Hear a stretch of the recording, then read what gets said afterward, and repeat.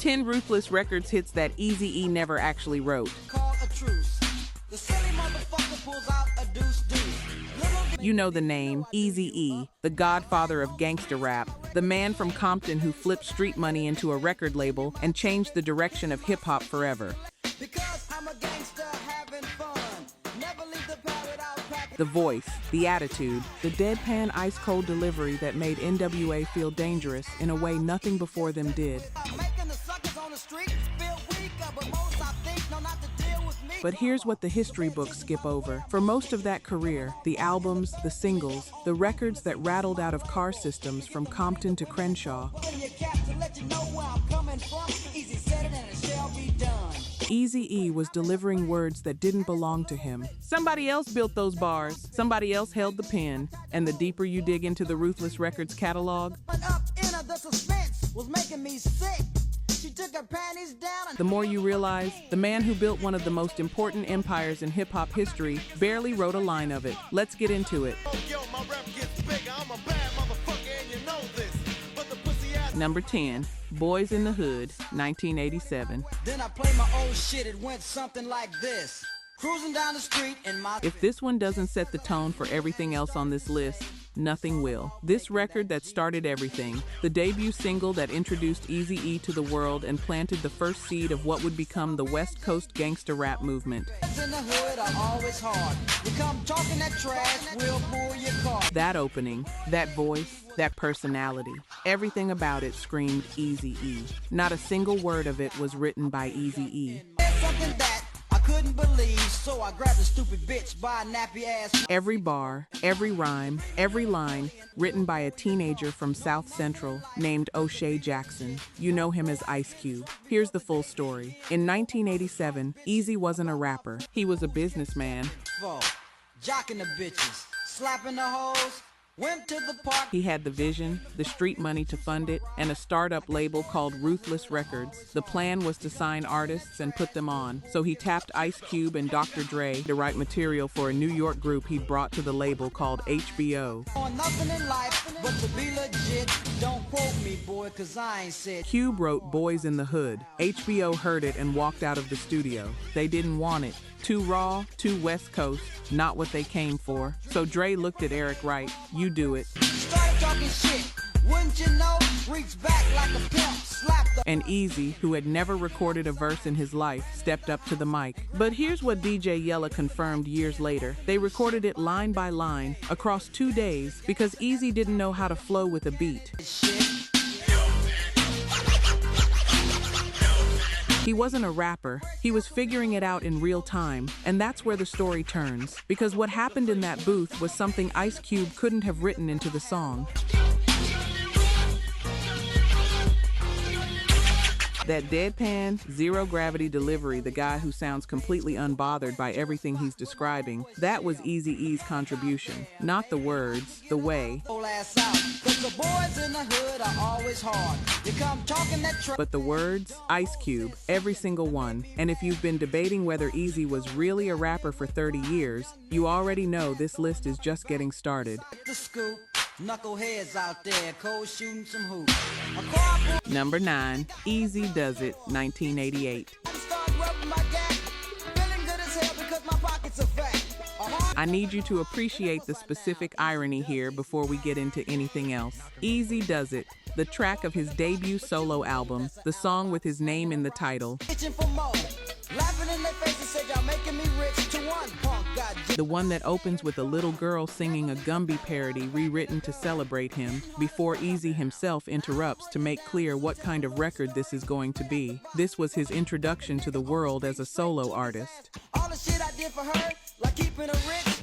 I swear when I get out, I'm gonna kill. And Eazy-E did not write one word of it. In 1988, Eazy Does It drops on Ruthless Records, goes double platinum, and the title track, the one where he's declaring himself a hardcore villain, a gangsta having fun, Cold villain, cold roaming the streets, and with a homie like Dre, just supplying the beats. running the streets and collecting money, was written entirely by a 19-year-old from Compton named Lorenzo Patterson. You know him as MC Ren. Now understand what that means. Your debut, your introduction, the song with your name in the title. Make you ask what was it? Boy, you should have known by now. Easy does it. That's someone else's pen. And Marcus Reeves, who wrote extensively about this era, described MC Ren's writing style as elaborate storytelling and acrobatic verbiage. The bitch. Well, by now you can guess it was just my luck. The bailiff of the station. If you've ever really listened to the Eazy Does It, the structure of it, the cadence, the way it builds, that's Ren's architecture running through every bar. Eazy brought the voice, and here's the thing that keeps coming back up throughout this conversation. That voice was irreplaceable. Stick my head out the window and I say what's up to the niggas on the corner. That high-pitched, dead calm, absolutely not asking for your approval delivery, nobody else had it. Nobody else could have done what Eazy did behind that mic. But Ren wrote what Eazy said. Cookie, crack, took all those things. He must have been stopping because he broke in my house. And Ren, quietly, without complaint, was part of building an empire that had someone else's name over the door. That's a different kind of loyalty than people talk about when they talk about N.W.A. More with my super duper group coming out to shoot. Eazy-E, motherfuckers cold. If you made it this far, you already know. You're not here for the algorithm highlights and TikTok clips. You're here for the real story. Here's what's crazy. 96% of people watching right now won't subscribe. They'll get the knowledge, then YouTube will bury us in their feed forever, which means when we drop that upcoming video, you'll never see it. Look, hip-hop radio ain't for everybody, but if you're still here, it's definitely for you. Hit subscribe so you don't miss the next chapter. Real recognize real. Number 8, 8 Ball, 1987. This is a foundational one. Before Straight Outta Compton, before the FBI letters, before any of the mainstream controversy, back when N.W.A and the Posse was just a West Coast underground compilation, the kind of record you'd find at a swap meet. The police and a 502. Stepped in the party, I was drunk as hell. The kind that traveled through neighborhoods on cassette copies of cassette copies. Like the big funky nicknamed Eazy-E, Yo 8 Ball Junkie, those opening bars, that introduction, that's the moment where the character of Eazy-E gets cemented for the streets. Turning shit up, had the bass cold romping, cruising through the east side. Not just a voice, a specific kind of dude, a Compton cat with a lifestyle, a reputation, and an energy that felt lived in. Something the people who heard it recognized immediately, something real. The Britannica piece on Ice Cube specifically names 8 Ball as another song written by Cube right alongside Boys in the Hood, both on N.W.A and the Posse, both authored by the same pen. And here's what's layered about that. When 8 Ball got remixed and placed on Straight Outta Compton as Eazy's solo showcase on the album The One Moment in a Group record where it's just him, it became the proof that Eazy could hold down his own track alongside Ice Cube and MC Ren on the same project. Two of the sharpest writers of that era, and Eazy had to stand next to them. He stood tall, because Ice Cube made sure the bars were tall enough to stand on. Cube built the character. Eazy inhabited it. After pause, 40 ounce in my lap, and it's freezing my balls. And the streets heard Eazy-E. They felt Eazy-E. The credibility came through, not despite the ghostwriting, but almost because of how perfectly the words fit the voice. But we're on this list because the pen matters, and Ice Cube's pen was responsible for the first real introduction of one of the most iconic personas in hip-hop. Number 7, We Want Eazy, 1989. The premise of the record from the chorus onward is that the crowds are demanding Eazy-E specifically. His presence is so necessary, so magnetic, so in demand that people are calling for him by name. Eazy-E did not write any of it. We Want Eazy was a charting single from Eazy Does It. It peaked at number 7 on the Hot Rap Songs chart. It was in rotation. People were bumping it everywhere. The writing came from the same Ruthless Records pen team, Ice Cube and the D.O.C, the same duo constructing virtually the entire Eazy catalog during this period. Two different writers, building one artist's complete voice. advance like this for easy access, baby. And here's what gets me about this specific record. The song exists to celebrate Eazy-E's arrival as an artist. His demand, his charisma, the fact that crowds need him and nobody else. That concept, that celebration of his own persona, that whole narrative of the streets are calling for this guy, authored by other people. It's almost like two writers had to build the myth of Eazy-E before Eazy-E could become Eazy-E. And I don't think that's cynical. That's how Ruthless actually worked.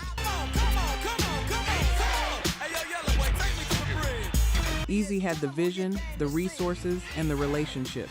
Cube and D.O.C had the craft. And together they were building something the culture had never seen before, a West Coast gangsta rap label with the infrastructure, the personality, and the catalog to compete with anything coming out of New York. Yo, it's obvious. Tell 'em who you came to see. Some of y'all are nodding right now. Some of y'all are starting to ask real questions about what authenticity means in hip-hop. Both responses are valid. We're going to number 6. A man from Dallas, Texas, that most people, even people who know this era deeply, still don't know enough about. Yeah, that's right. Yo, homeboy, where we taking this jam to? Number 6. Easier Said Than Done, 1989. Ill, but I'm like that, and that's an actual fact. Because the street is where my heart is. Pay close attention to this name, the D.O.C, Tracy Curry, Dallas, Texas. The CEO of Solar Records would later say that the D.O.C was probably the single most influential person in gangsta rap. Enjoy, you must be sick. Or you're lonely. How you gonna diss me? You don't even know me. Not Eazy, not Dre, not Cube. The D.O.C, the man in the background, the writer behind the curtain. Easier Said Than Done was the third single from Eazy Does It. Girls on the tip, fellas too, it seemed. Had everybody thinking I was only 15. And scholars and fans of this era who've studied the writing across the album consistently point to D.O.C's style running through it. As one critic of the era noted, D.O.C's style on the album was characterized by syllabically punchy boasts. Yo, I don't do dope, but I'm dope. Not a dope, but I'm doper than anybody who tries to. And if you've ever listened to D.O.C's own debut, No One Can Do It Better, and then put Easier Said Than Done right next to it, you hear the same hand, the same punch, the same construction. It's confirmed that the D.O.C wrote for Eazy-E's first album. Eazy does it alongside his other contributions to the Ruthless catalog.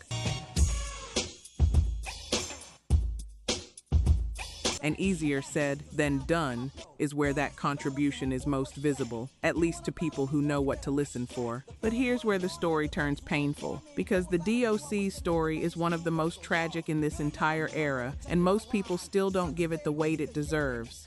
And you still won't match up with the Ruthless file. 'Cause Eazy's doing it Compton style. In November 1989, just months after his own debut album dropped, D.O.C was driving home from a party and fell asleep at the wheel. He crashed. His body was flung from the vehicle, slamming face first into a tree. He suffered severe throat damage that cost him his vocal cords. Doctors told him his performing career was over. At 21, one of the hottest rappers in the game had to face the prospect that everything he'd built was gone.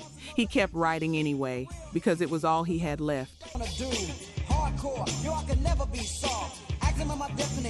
And that part, the man who showed up to put words in Eazy's mouth even after the crash took his own voice, that still doesn't sit right with me, because the credits on those records don't tell that story. They never did.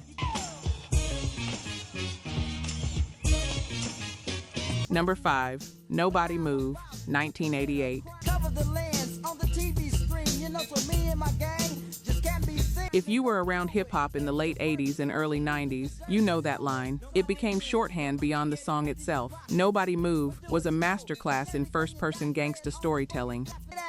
And I'm butting your bra, there was the biggest titties that a nigga ever saw. A robbery narrative so specific and so vivid, you could feel the tension building in the room, the setting, the crew, the stakes, everything drawn in sharp detail. That storytelling architecture, that first-person, cinematic, you are in this scene with me approach. Not the hostages all except 5, and if you don't meet our demands, they won't stay alive. We That's the Ice Cube and MC Ren writing team running at full power. Dre and DJ Yella did most of the producing, while MC Ren and Ice Cube wrote most of the lyrics across Eazy Does It. And Nobody Move is the record that demonstrates that partnership most clearly.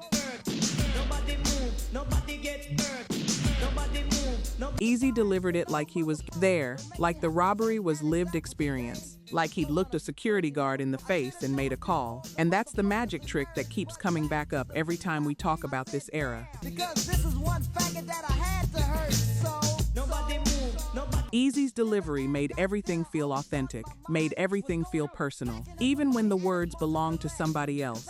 And I want to pause here because this is important. This list isn't a gotcha.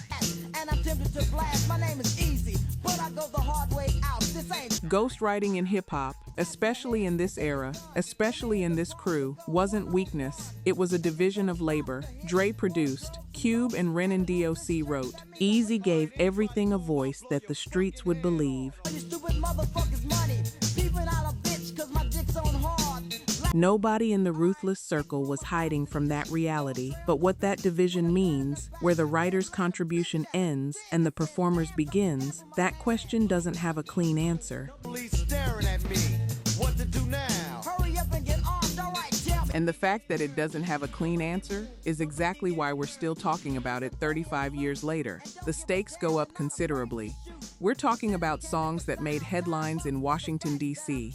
With a slap of my hand, yeah, he's wearing a badge, but he's an old ass man. Papa's Number 4, Straight Outta Compton, 1989. I'm down for a jack move. Here's a murder rap to keep ya dancing. When a crime rap The title track of the most important hip-hop album of that era, the record that put Compton on the global map, the opening 3 minutes that announced to the entire world, something new is happening out west, and it is not asking for your permission. that shows me slut joke and pose to a crazy motherfucker from the street. Attitude. Ice Cube has partial or full writing credits on 9 of the 13 original tracks on the album, and he performs vocally on 6, making him an indispensable voice. Ice Cube's opening verse on the title track is legendary. a nigga driving, but don't know where the fuck he going, just rolling. Looking for the one they call One of the most recognized album openers in all of hip-hop. MC Ren's verse, hard. Dr. Dre's verse, authoritative. And Eazy-E's verse on the title track of the album that bore his label's name, he's not listed in the credits, Tell him where you from. Straight out of Compton.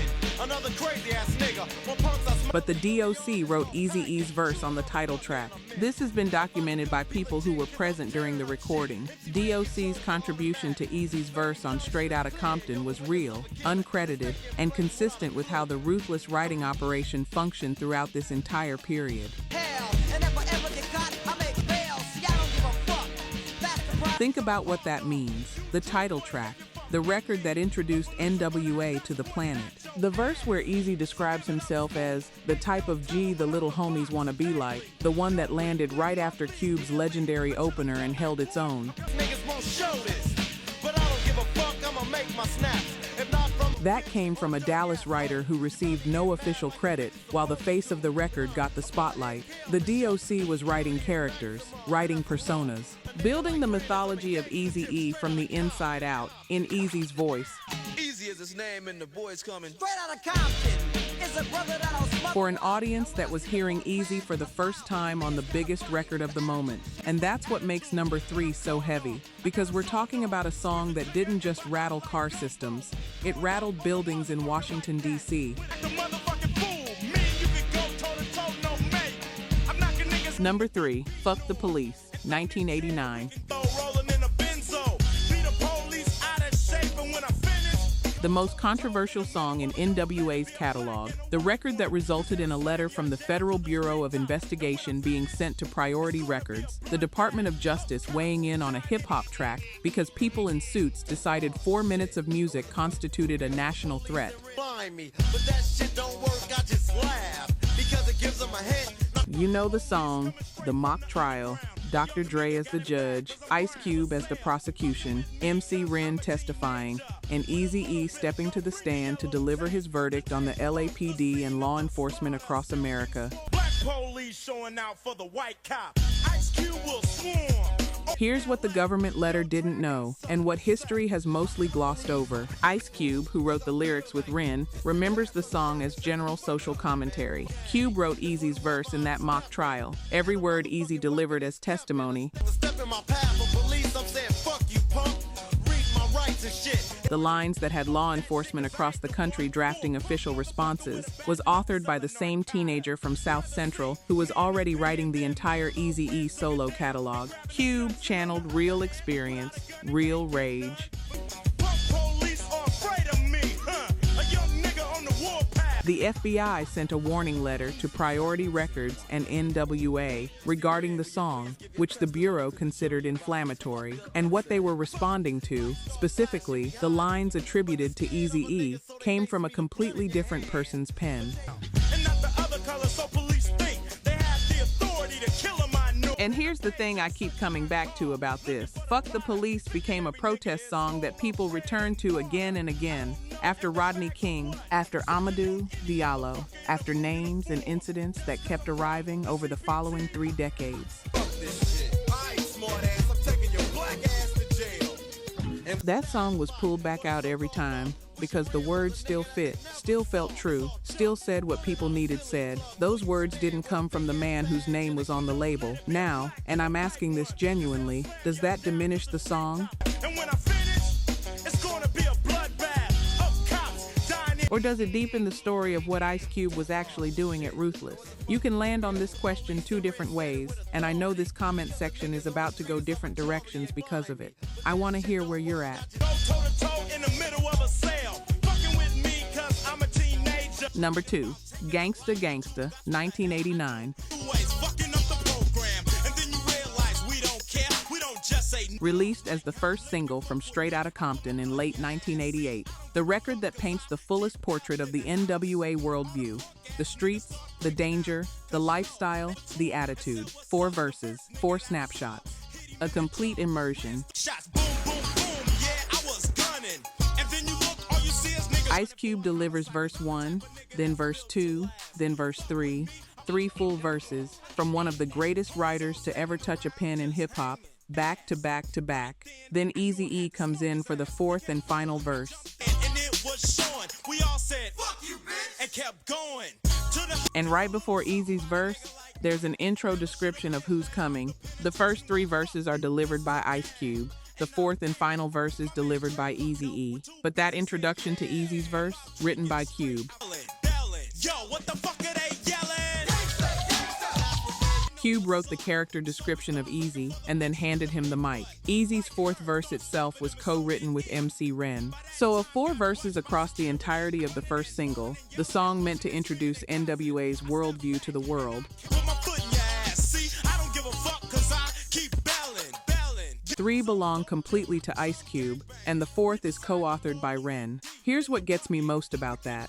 Gangsta Gangsta is the song. When people say that's what N.W.A. was, the defiance, the menace, the complete and total refusal to apologize for existing, Life ain't nothing but bitches and money. Cause I'm the type of nigga that's built to last. If this is the record they're thinking of, the attitude, the don't test us energy, the thing that made them feel dangerous in a way that was also undeniably real. 75% of that attitude, authored by a man who left the group a year later and spent years being publicly dissed for doing it. That doesn't resolve cleanly. It shouldn't.